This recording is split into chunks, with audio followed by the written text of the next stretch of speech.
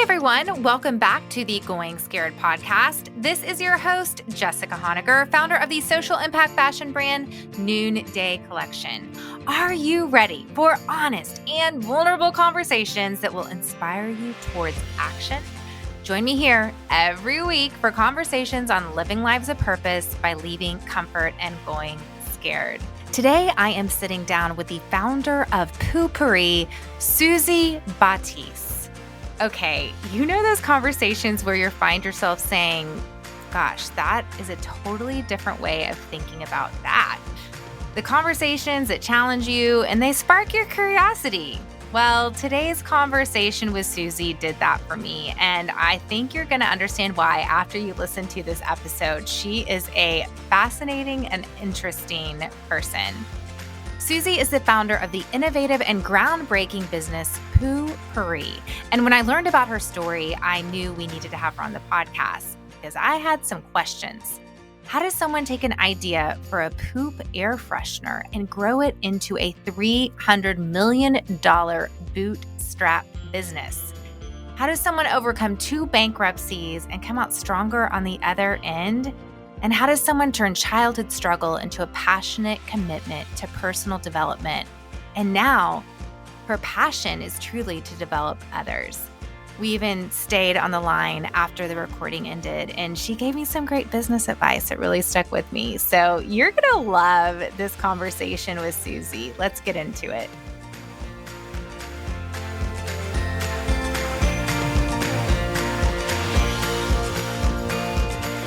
I would love to get a look into your creative process because with both of your businesses, Supernatural and Poo-Pourri, there's a really inventive and brilliant idea at the core. So talk to us a little bit about what your creative process is. Well, I wait for an idea to be alive within me. So I don't try to force anything. I'm naturally creative, so I have a little bit opposite issue that I think, well, I don't think it's opposite issue. I think we all have ideas running through us all the time.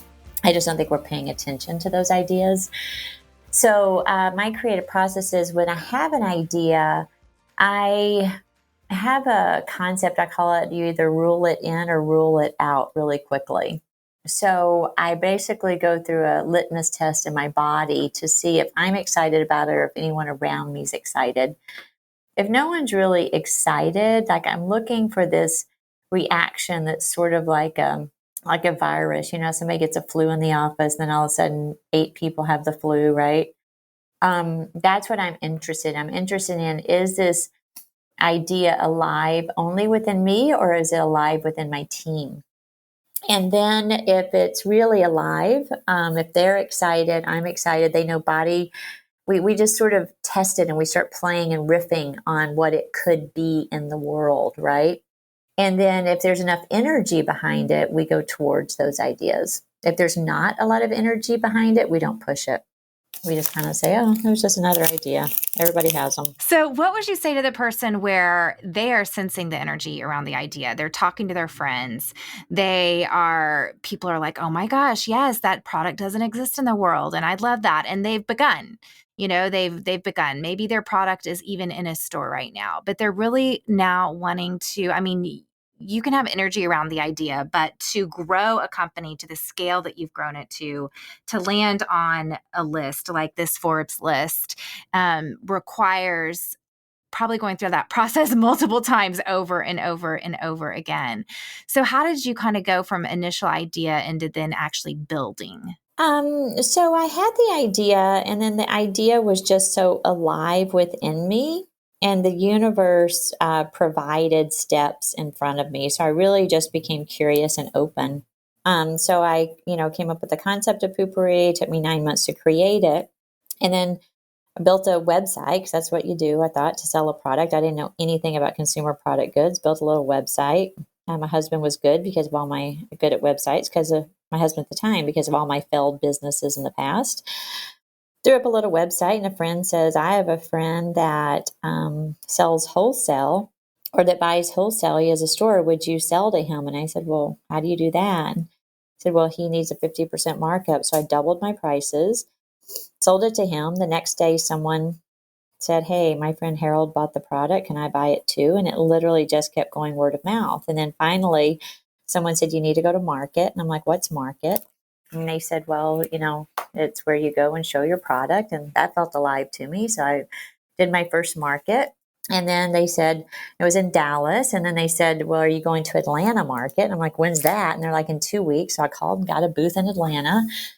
And then I'm in Atlanta and they said, are you going to New York market, gift market? And I'm like, when's that? And they're like, oh, it's in a month. I called and got a booth with that. So what happens is I've never had a business plan or any strategy. What my experience is that everybody tells you what you should do, right? Everybody has advice. Advice is not hard to get. Everybody thinks they're the expert.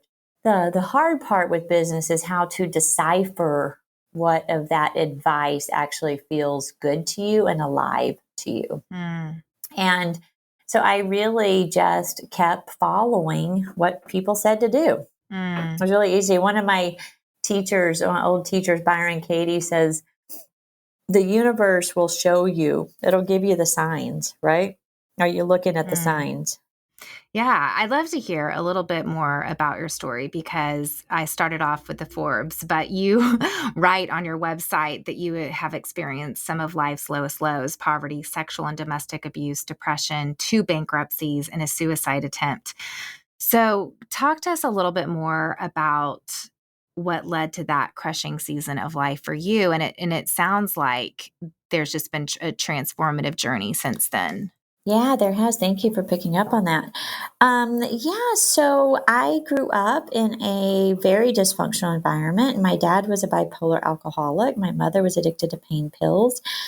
It was complete chaos in my little world. Who knows what reality was, right? Right. I just know reality is how you remember it. Exactly. From here, it was a show. I mean, literally, like, who's in charge here? So one of my first memories was cooking for my parents at 4 years old.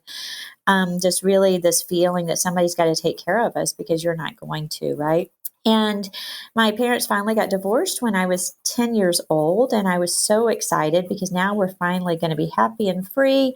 And then my mom meets my stepdad, who, the deacon at the church, which actually molested my sister and I. And I was married, bankrupt, and divorced by the time I was 20 years old. So the only way I can describe my earlier life, Jessica, is it's like, I don't know if you've ever been skiing and you lose a ski at the top of the hill, a really steep hill, and you just keep tumbling. I was on this pattern of not thinking I had any control in my life, really being receptive and listening to all the energies around me, and winding up and just, crap hole every single time. So I tried to kill myself when I was 21 because I was like, who wants to live here, right? This world is very harsh and horrible. And couple that with the fact that I was an extreme people pleaser and I didn't feel like I had any control in my life. And I was in a situation where I didn't want people mad at me. So it was better for me just to, try to kill myself than to actually have people displeased with me. So when I'm telling you these things, it's not a judgment. It's like, I've been there, dude, hard, right? Big time. And I freed myself from most of it. Not saying I don't get trapped in there.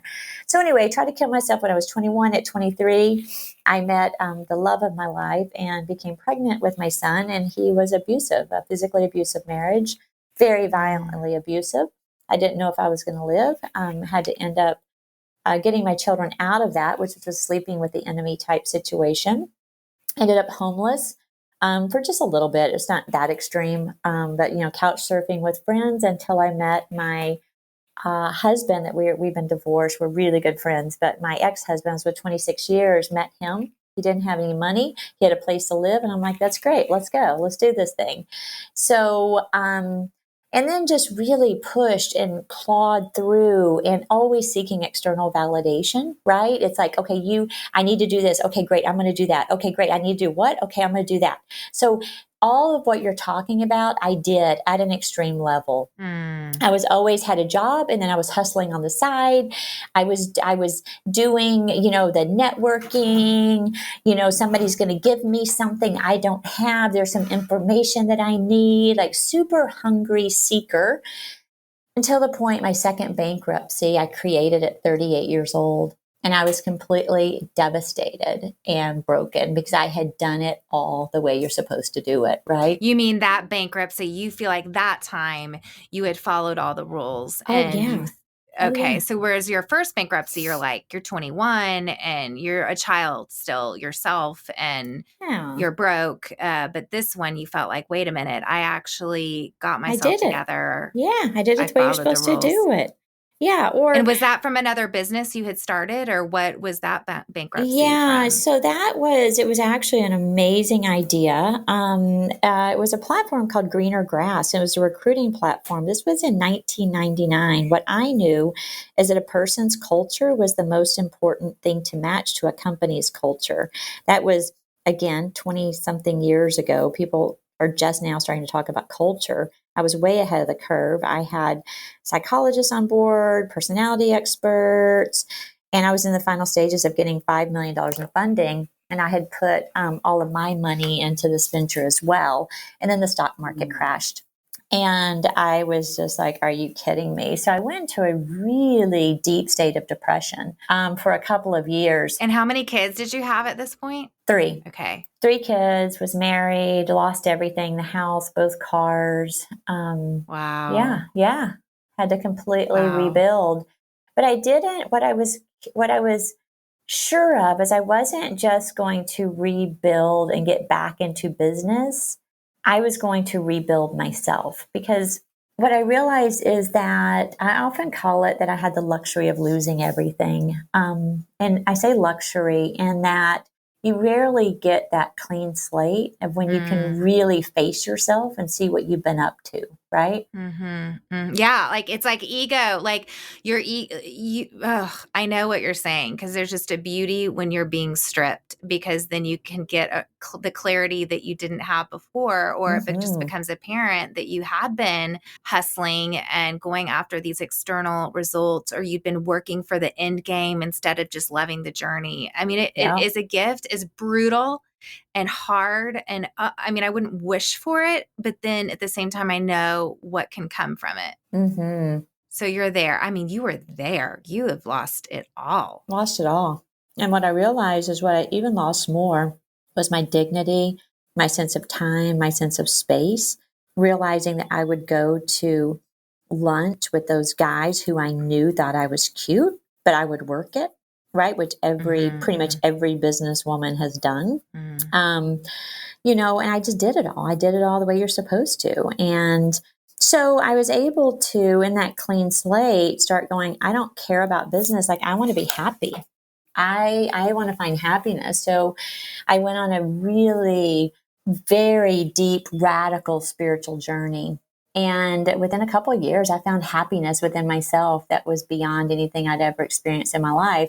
And it was mostly me being accountable and just really facing myself fully, right? Realizing that I was more in control of my reality than I thought. I didn't need as much external validation. What I was really looking for was internal validation. And I just really completely flipped my life inside out. And now, actually, it's funny, I wrote an abundance program 14 years ago called Inside Out, How to Create the Life You Desire by Going Within. So every single bit of this company has been built on my personal journey. That is my number one priority. Business is, it's a creative outlet. It's secondary to anything I do. And I'm always looking at how can I learn and how can I grow? Because I know that if everything were to blow up tomorrow in this company, if everything blows up, I'm better. I'm better than I was yesterday. 100% know it, and I'll be fine. So you don't have to work at it, right? I don't have to work at trying to convince myself I'm okay. It's like, I just know I am. And there's a difference there when you know you're okay and you know you're good and you know you're going to be okay, is different than trying to convince yourself that you're going to be okay. So I have been a vigilant warrior going after anything that keeps me from expressing and being authentically myself, and it's keeping me in the path. If I'm afraid, I go towards that. Like, what is that? What is that inside of me? If I don't want to have that conversation, if I am scared my team won't like the idea, if I'm one day. I go, what was that, Susie? And I really take it into therapy, and I'm introspective, right? On a very deep level, because I want to go, what was my trigger? What is that? And where'd that come from? So I dive deep with, I have a therapist who I'm with every single week. I have a coach that's a spiritual coach. I have zero business mentors, zero business guides, zero business advice. This is all 100% an inside job. Has there ever been a time, asking for a friend, where Poo-Pourri has struggled with, like, maybe you've had a plateau and you're trying to get to the next level, or you've had financial, like, cash crunch? I mean, have you had, or has it been pretty kind of epic the whole time? No, we've had all kinds of trouble. I've had every show thing you can imagine happen here. I've had At Poo-Pourri. I've had COOs opening up their own manufacturing plant, putting half the product through their company. I have lost millions of dollars on a unit because everybody got freaked out that the competitors were coming out with it. So yes, all of that happens, but those are little things. It's not the whole thing. Does that make sense? It's like we can go through experiences, but the reason I'm not focused on the experiences is because my goal is, did we grow? Did we do something transformative? Did we try something that was innovative? And did it break patterns? If it didn't, it probably didn't work. And that's where we screwed up. Because as a matter of fact, this auto unit is because of competition. We lost millions of dollars last year and about 3/4 of a year of our time and energy. It cost us so much because we were worried about competition. I bought in as well. And then I'm like, hold on, what are we doing, people? So my job is to constantly bring us back to, what are we doing? And I'm even asking myself that question. So yeah, this company was built very sloppy. I mean, we've had the hard. I'm not joking. Like, people look at our financials. No, I can understand. No, yeah. And do we have cash crunches? Of course. How are you going to grow? I'm debt free and I've never had a loan. How do you get to this level without having a cash crunch? But cash crunch is not the problem. Cash crunches are a part of it. When you start believing that it is the problem, then you're in trouble. The point is, you became an entrepreneur, you decided to be debt free. So you know what? You got to freaking this is where I get really passionate. Like, you got to figure it out and quit whining. So that was an intention when you started the company. I mean, or as the company grew, I should say, did you know from the beginning, did you make a commitment, like, we're not going to take on money and we're not going to take on debt? No, but I've just make it up as I go. It's like, I don't know. Are we going to make it through this year? I just had to ship a $20 million order. We just tapped into our line of credit. We had to get like another $1 million line of credit that we could, we'll pay it back quickly. But I never know what's going to happen. That's, again, I can't plan for what might happen. What I can do is I can navigate the current moment, and I can be curious. Like, I don't know, will I need money next year? I might. But I am not going to work towards the fact that I need to develop relationships with someone in case I need money sometime. Do you see what I'm saying? Like, that is the opposite focus I have. The focus I have is I'm building an epic brand. And you know what? There's plenty of people that will give me money. I don't have to worry about trying to get money or so it's just a difference in focus, I think. The problems, the challenges are a part of the game and a part of the road. They're not everything. All this thing about problems and challenges, I often tell people, you are not an entrepreneur if you have a problem with the problems. Are you a track runner or are you a hurdler? And if you're an entrepreneur, you better be a hurdler, and you better like jumping over those hurdles, because your life is going to be full of hurdle after hurdle after hurdle. That's all it is.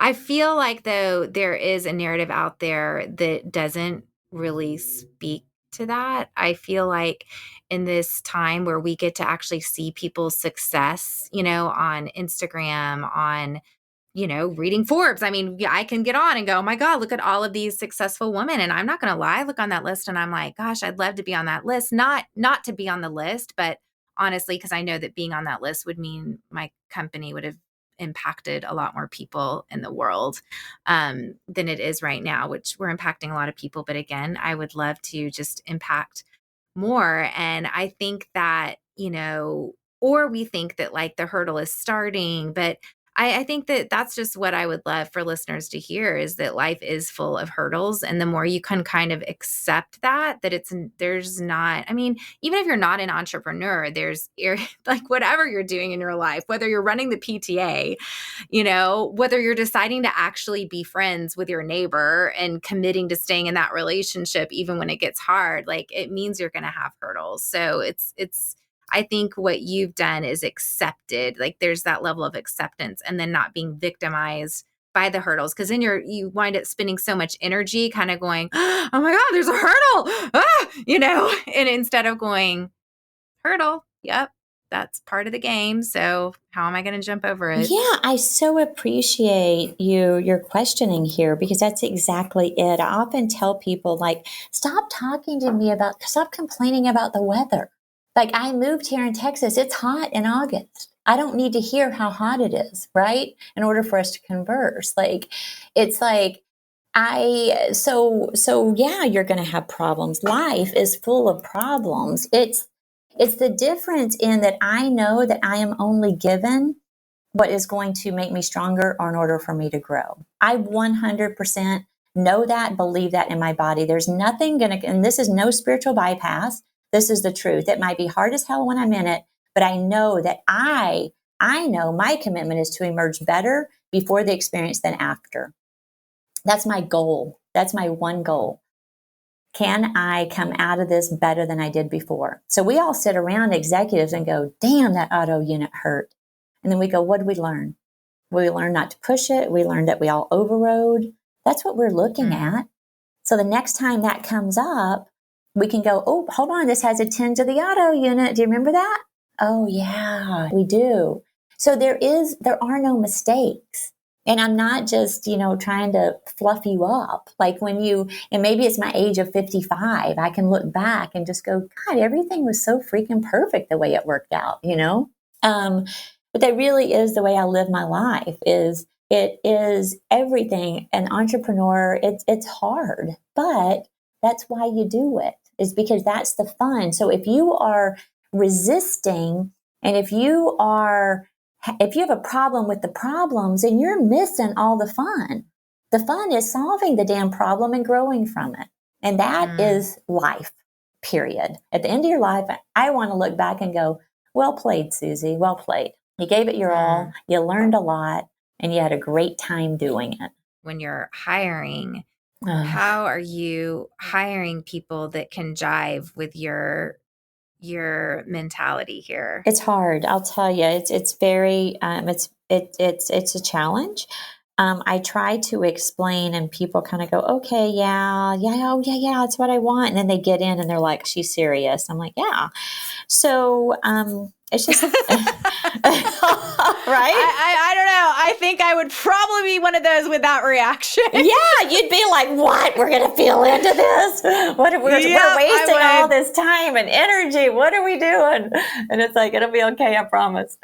So yeah, I have a lot of people that can come along with me do, and the people that can't are just dissonant. And it doesn't mean one person is bad. It doesn't mean I'm right, they're wrong. It means that our energies aren't matching right now, and it's okay. But I'm just going back to these people. I've gotten really into the Enneagram personality test. I don't know if you are into that, but so I'm just imagining like our accounting team is basically all ones on the Enneagram, and I'm just imagining people having this kind of conversation. So it's not that you're just trying to hire all like I'm trying just hiring someone who is going to be in a role that isn't creative. I mean, you're super creative. So I'm just wondering how you test for that, maybe in a more operational role, but someone that's still going to be able to kind of let you have your creative space. But then you obviously want someone in that role who is going to steward the numbers in a way that's going to lead to a good financial outcome.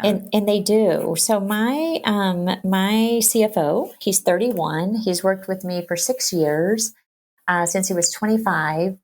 He and basically grew up with me, right? He is completely opposite from me. And the Colby, I am a 10 and quick start, which is the highest risk. He's a 1 or 2. So he's the lowest risk. And we get along so well. Like we'll look through the financials and he'll say like, hey, I think we're going to have to tap into the line of credit. And I'll be like, okay, is there anything else we can do? Or, what other creative ways we can look at this? So I've trained him. And what he'll do, he'll say, I looked at all the inventory. I think we could move some inventory around. I think that we could, I think that we could talk to sales and see if we, here's all these units I put together that I think we could do. I'm like, okay, great. I love your innovative thinking here. And worst comes to worst, we'll tap in the line of credit. He'll say, okay. So that's what happened. We were over inventoried. We tried to move the inventory. The inventory didn't move. He goes, hey, I'm going to have to tap into the line of credit. And I said, okay, how'd you come to that decision? He's like, well, I think we can do it. I think we'll need, another $1 million. He said, but I went out and I shopped 3 different places and I realized that we actually are getting a great deal. So I feel like this is a solid move. And I'm like, okay, great, let's do it. So that's the conversation we have. He knows that every problem in the company is a creative problem. That's another thing. Being an entrepreneur, you are a creative. If you're a successful entrepreneur, you better be creative, because if you're not, you're in trouble, right? Because it's all creative problem solving strategy. That's all we're doing every single day. And if you don't like being creative and solving problems, that's when you keep having to get more money. You'll be like, God love them, little Dollar Shave Club that sold for $1.1 billion and the owner only owned 7% when it sold. Because you know why? Because you keep having to get more external padding, right? Because you're not looking and totally utilizing your creative resources inside yourself. And I mean, hey, that could be a winning, that is probably winning in his mind. That's not the way I want to finish the race or to win, right? Well, and I think that's why I appreciated this Forbes list so much, because a lot of the women on the list have bootstrapped, and 5. Only 5. Okay, never mind. Only 5 5. of And 100. I feel like there's this narrative now that to be a good entrepreneur, you basically just have to be good at raising money. That's not true. Like but that's, I'm saying that it's isn't horrible. true. But that is this narrative, and we're bootstrapped. And I mean, it's been tempting because I'm not around that many people at the scale that we're at that haven't decided to, take on money. And I know it's not in our, certain companies it makes perfect sense, but that's one of the reasons I wanted to have you on, is because you have bootstrapped, and it's a lot harder road and it's a longer road, but then it's not necessarily harder because of what you just said, that like it's not harder. Once you get to the success, and then you only own 7%. And so, but it is about identifying, how do you want to finish? And, I think that's a good question. But it depends. I want to challenge you there. I don't believe it's harder. I think it's harder to owe people money and think I have to dance and perform to make them happy. That's harder. That's true too. That's true. Right? It's not, because that money comes with strings, whether you want to believe it or not. Yeah, absolutely. Yeah. I mean, so that to me is hard, because I know that I can't. That's one of the main reasons I haven't wanted to take money. And it's because I wanted the freedom to do what I wanted to do, sink or swim. Right. Which is a personal decision, it's a personal whereas someone decision. else is like, some people might just love the pressure of performing and having that kind of accountability, so. I've never met anyone. I've never met anyone. I would love to meet someone that's taken money that actually has enjoyed the process. I met one person. One person. Most people are miserable. They're like, oh my God, we need more money. We've lost control of our company. That's my experience from me talking to lots of people. I'm like, I know, that's what happens, and I get it. So I'm a huge advocate, and figure it out, dude. If you can't figure it out now, people come to me, they get so frustrated with me, Jessica. I'll have a friend say, I've got a business thing. I want to take you to dinner, go to dinner. And they'll say, what do you think I should do? I'm like, I'm not going to tell you, figure it out. And they get mad. And I'm like, listen, here's the deal. If I tell you what to do right now, what do you think is going to happen the next time you have a problem? Right? So what I try to do is to tell the people around me, what do you think we should do. That starts developing their thinking muscle and their figure outer muscle, right? My friend Marie Forleo, her new book, Everything is Figure Outable. What we're lacking, what people are trying to get with money, is because they have weak figure outer muscles and they're trying to strengthen it with money, which never works. Yeah, and it's true. And a lot of times, I mean, really,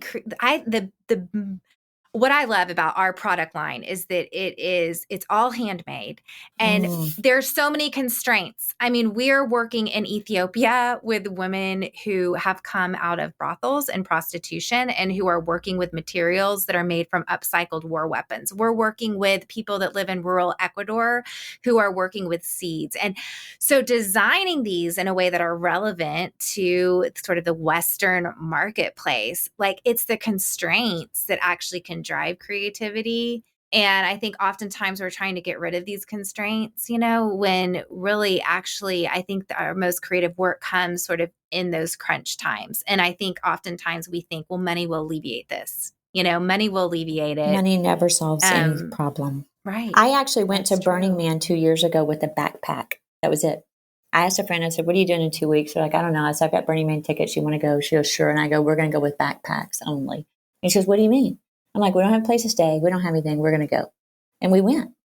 I said, here's the deal. I said, I can buy my way out of anything now, but I want to remember that the universe supports me. So let's go into a situation where money can't be used.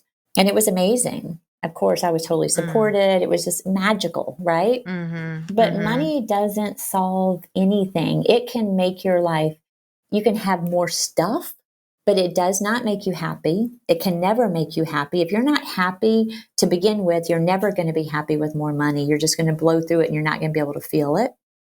And it can never solve a problem for you. This reminds me, I'm reading a book right now.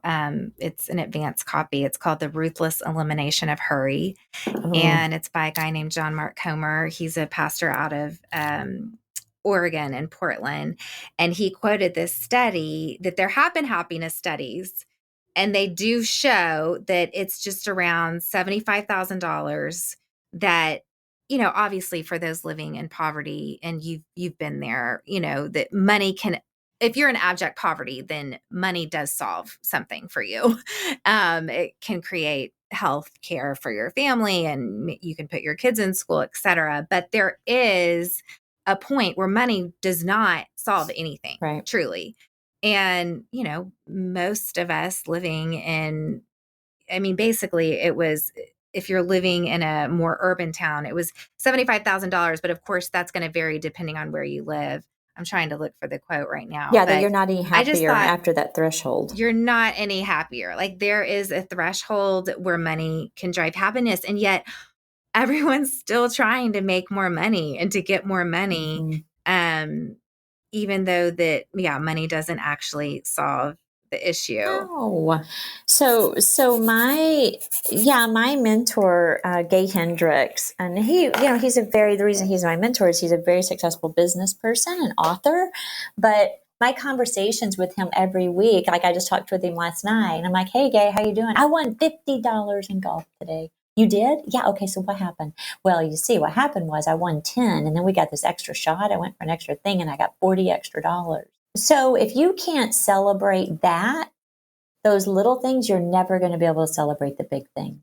What money can do now is I'm going to La Jolla and I'm going to stay in a house that's $15,000 for a week. No different than me taking my kids camping, right? It's still a vacation. I'm still happy inside. It's like, what is the difference? Right. And And if you're constantly living for this more, then you believe that there is a point of arrival. And when you can let go that there's no point of arrival and start appreciating the journey and the $50 win at golf, that's when you begin to actually enjoy your life instead of just being on the stress, hustle hamster wheel. Yes. And I get it. Many years on the hamster wheel, I get on and off of it.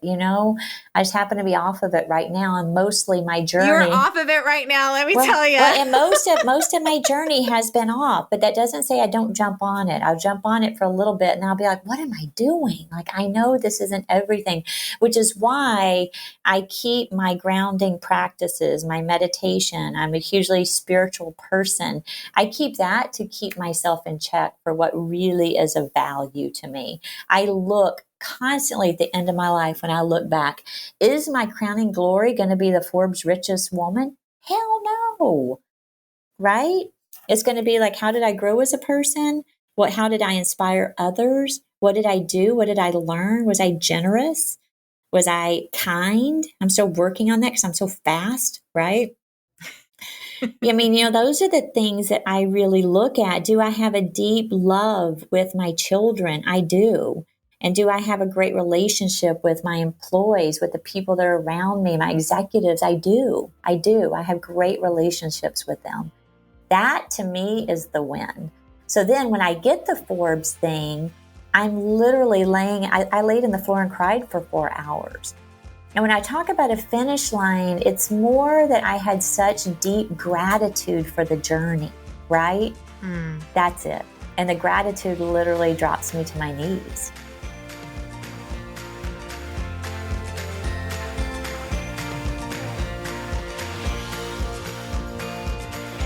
What I loved about this conversation with Suzy is that it challenged me and inspired me to think more deeply about my own motivations and how even I run my business. We're definitely on different ends of the spectrum in so many ways, but in other ways, I felt like kindred spirits. I thought it was so interesting to hear Suzy's take on how she defines success for herself and for her business.